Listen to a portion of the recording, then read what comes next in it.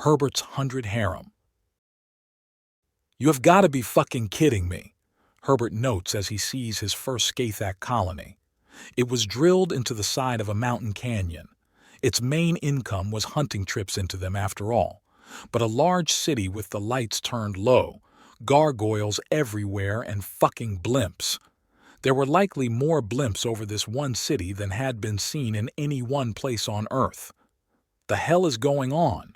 This place looks like a comic book. A shaft of light from one of the blimps above sweeps over them as Yzma chokes down a snicker. The girls are fascinated by the dark city with numerous places to perfectly hide and how immensely scalable every building is. All right, you crazy old woman, why are we walking into a cartoon? Herbert demands Yzma, whose snickers erupt into a full-on cackle. Because the night brings out the beasts and people, and it takes a sworn defender to, hey! Someone starts a monologue as they cover a nearby building light with their hand and then cry out in frustration as Herbert shines a flashlight on them. It's a young Sonier that looks like she's maybe around his physical age and on her first run through her teens. You're not supposed to shine a light on me. No fair. If his eyes were rolling any harder, they'd come out of his skull. He then turns the light to Yzma. The woman is unashamed, unabashed, and smiling widely.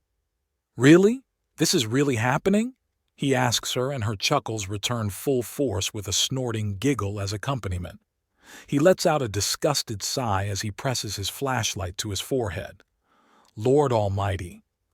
Oh, this is just beautiful. You know what book we're in? Yzma cackles out loud as she looks around. I'm not giving you the satisfaction, Herbert says in as blunt and serious a tone as he can manage, and she can't help but giggle again.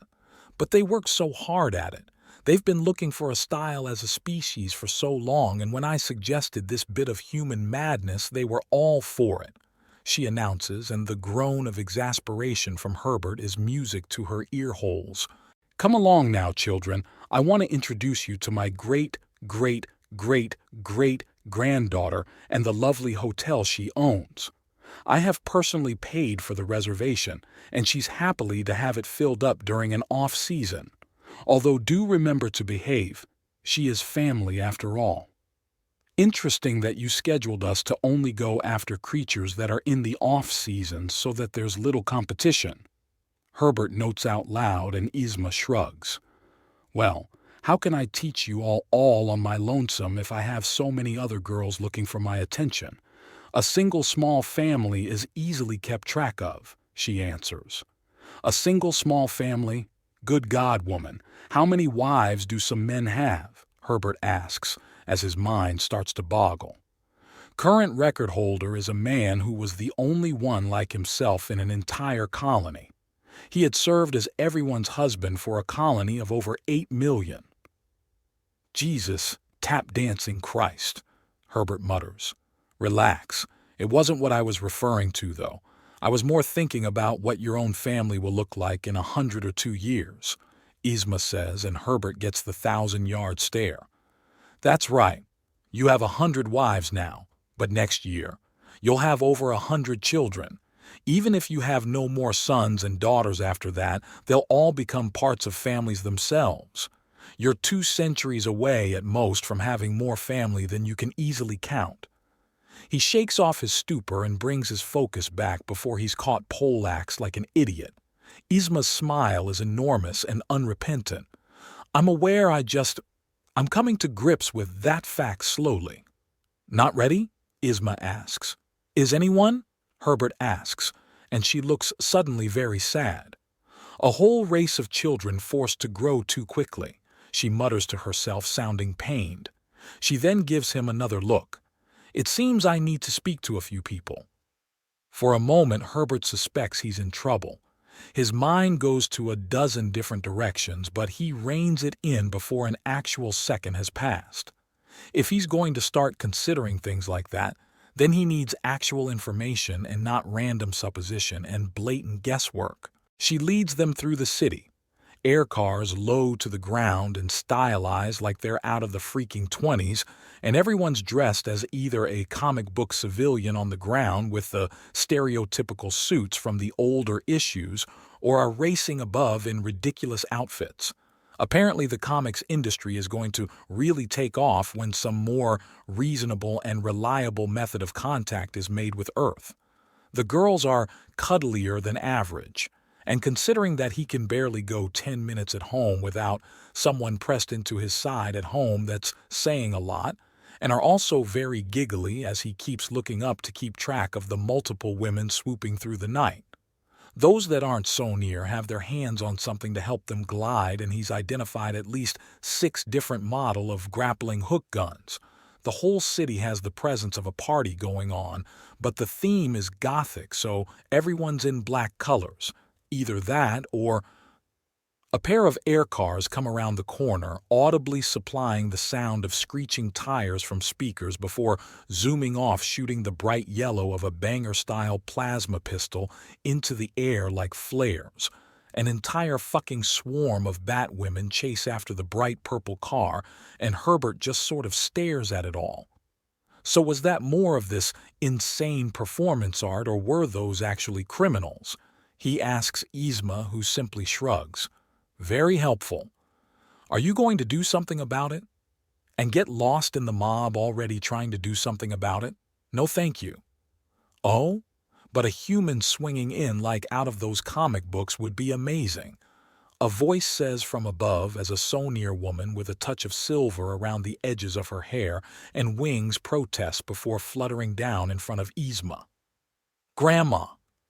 Oh, baby, it's so good to see you again. Yzma coos as she hugs the Sonier closely. Have you put on? Oh my stars, you're pregnant, aren't you? Oh, the family is getting bigger and bigger. I am, and it is, not just from me, though. Emira, is that you? Oh my goodness, you look radiant with the baby bump, the Sonier announces, hugging Emira as well. And so many pregnant sister wives. Dear goodness, there won't be a wink of sleep in that home soon. We'll be sleeping in shifts, Herbert says almost offhandedly. That's one thing he had considered. The tidal wave of babies he's staring down is just the first challenge. But he has his ideas. It's just the ideas of a second, third, and fourth wave that had him stunned. Or the idea of the grandchildren. He's going to have to play favorites. He doesn't want to, but he likely will not have the capacity to really be all that great a father if he's stretched that thin. So you have a plan. Good. You'll need it, Mr. Man, unless you have a job. Your first priority is the family human. I do have a job, but family is the first priority anyways. Oh, yay? What's your job then? I'm an agent of the Undaunted.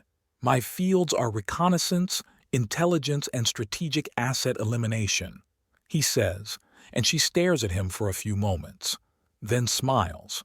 Say, Mr. Government Assassin Guy, would you be on board for playing the villain in a few public shows?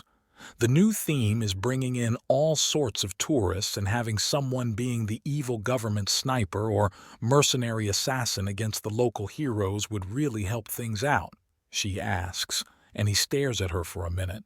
He then pushes up his visor so he doesn't see the 15 different people slamming at their keyboards running along the bottom of his screen. Ye gods, woman! You know exactly how to make my handlers back home freak out. Herbert answers after a moment. He taps the visor a couple of times before bringing it back down. They've gotten their shit together, thankfully. Okay, looks like the answer is yes, and they're willing to talk more later if this turns out well. Really? The Sonier asks, and Herbert just sort of sighs. Yes, he answers, and she outright squeals in delight. Oh, this is amazing. This is going to work so much better with an actual human to add to it. We tried to have Trets and other such races, and they haven't got that edge to them. What edge? Stupid outfits and not understanding which side of the pants your underwear is supposed to be on? Herbert mutters. Oh, don't be like that. This is going to be fun, she gushes happily. Arena, perhaps the hotel first? Yzma asks with a smile. Oh, right! Of course, Grandma. Come on, everyone. This way, Arena shouts before flapping off and leading them through the city. The dark shadows are enormously distracting, and Herbert has the visor go ultraviolet to pierce them for a time. Once he has the pattern of what's hiding what and where and confirms it, he switches back to normal vision. Ultraviolet is useful, but it saturates away the colors of everything else and distracts. So I can't help but notice that you're really driving home only a single theme here. You do know that your source material is a little more varied, right? He asks Arena after a bit, half shouting his question up at her. Well, we mostly went with the games and the early comics so we could get splashes of color inside, but have it look a lot realer. It's so much fun. I mean, we all prefer darker places anyways, and a lot of the buildings were already built this way as they're just practical to have a level where the building thins and you can land on all sides. But adding the gargoyles and little extensions to perch from or on top of if you don't feel like hanging. Brilliant. Even places that aren't going fully on the theme are having a lot of renovations to be really flyer-friendly. It's just so funny that it came from games and books and movies about a man who uses so near ancestors as his inspiration to scare people. Her explanation is good, and it has Herbert looking around and fiddling with the zoom on the visor. Not its most powerful feature compared to the altered sight modes and camera. Also, the less said about its aim assist the better. He just left that function off. So it's, okay, this is making more sense, he says as he takes note of restaurants and all sorts of activity at all levels of the city. Their sheer business around any one building makes him think of a centrist spire in miniature, but most of the air traffic is just pedestrian. A city had to be completely rethought if the people could casually go vertically as much as horizontally. The rooms were big to allow wingspan, and there was little room or attention paid to stairs or elevators. People were expected to leave the building and re-enter at each level. Furthermore, the night vision adaptation suggested that the city was normally even darker than the nearly midnight theme it has now. Most of the light fixtures show signs of recent installation. The blimps above are new and project beams of light, and from the looks of things, the garbage cans and many ground entrances are being used for the first time. The change to a comic book theme had in fact increased tourism and trade in this city. It was weird, but it made sense. After all, what comic book nerd wouldn't come running if they could go to Gotham or Metropolis, Stark Tower in New York, or the country of Latveria? But that raises the question, why the need? Seeking culture? Perhaps, but he doesn't totally believe that. Even if the so near were contacted the moment they gained true sentience and never developed a style of their own, he would have expected a mishmash of a dozen races. Which is what they're doing here, but they're favoring something very distinct and strange. Was it money? Long-term maybe, but short-term something like this would cost an arm and a leg. "Welcome to the mansion," Arena exclaims as they turn a corner, and he gets a good look at the hotel. "Really?" he asks out loud. His tone is utterly flat as he sees the place that has either enough gargoyles to count them as dependents or an obscene number of those statue performers. Don't mind the gargoyles, we're on an off-season, so they're here for storage purposes while we set up the next two buildings. We're going through a great period of growth right now, Arena explains. Okay, that's much more reasonable. I've rented out the entire 5th floor for you girls, so relax and spread out. I'll be in the middle, that way I'm not too far from anyone. Herbert calls over the rushing crowd of Yaoya and Zayden. So, if you have a moment, how good of a sniper are you? Arena asks.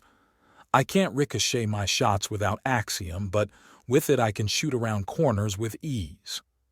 Herbert answers, and she excitedly pulls out her communicator to start talking to people. You did this deliberately, Herbert accuses Isma. I did. I noticed you've downright refused to say a few things, she says with a smile. I won't give you the satisfaction, he replies. which is quite satisfying in its own right.